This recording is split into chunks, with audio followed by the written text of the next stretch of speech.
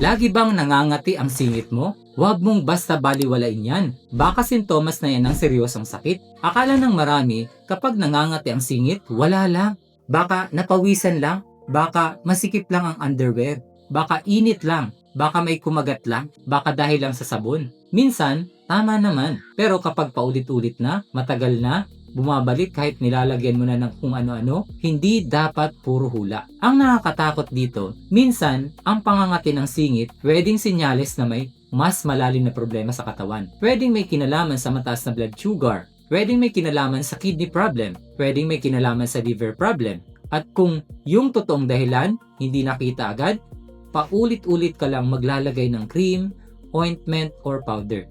Pero hindi pala balat lang ang pinaka-problema. Minsan, katawan mo na ang nagpaparamdam na may kailangang i-check sa loob. Ganito ito madalas napapansin.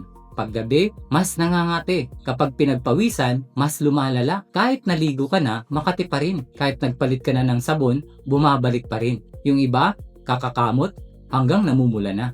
Yung iba, nahihiya sabihin kasi singit ang nangangati. Kaya tinitiis na lang. Pero kung pabalik-balik na, may kailangan ng bantayan. Ito ang kailangan maintindihan. Sa diabetes, kapag mataas ang blood sugar, mas madaling magkaroon ng fungal infection at skin irritation. Kaya may mga taong nangangati sa singit, kilikili, paa, or private area. Sa kidney problems naman, kapag hindi nasasala ng maayos ang waste sa dugo, pwedeng magkaroon ng matinding pangangati sa katawan. Sa liver problems, lalo na kapag may problems sa bile flow, may substances na pwedeng maipon sa katawan at mag-trigger ng kate. Kaya minsan, balat ang nangangati. Pero sugar, kidney, or liver pala ang kailangan bantayan. Ano ang mga practical tips? Start with this. Una, obserbahan kung kailan lumalala ang kate. Kapag gabi ba? Kapag pawis? Kapag kumakain ng matatamis? O kahit anong gawin mo, bumabalik pa rin? Pangalawa, tignan kung may kasamang ibang signs tulad ng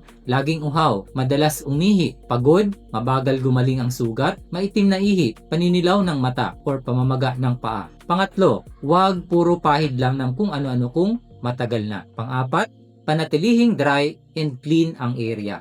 Iwasan ang sobrang sikip na underwear. Panglima, kung paulit-ulit na, lumalala, ilang linggo na, or may sugat na dahil sa kamot, magpa-check na. Hindi ibig sabihin na kapag nangangati ang singit mo, may diabetes, kidney disease, or liver disease ka agad. Maraming common causes ng kate tulad ng pawis, fungal infection, irritation, sabon, detergent, tight clothing, or allergy. Pero kung pabalik-balik, matagal na, hindi nawawala, or may kasamang ibang symptoms, huwag nang hulaan. Mas okay na maagapan kaysa puro tiis at kamot lang. Kung may kakilala kang kamot ng kamot, i-share mo ito sa kanya. Baka hindi mas mahabang kuko ang kailangan niya. Baka check up na.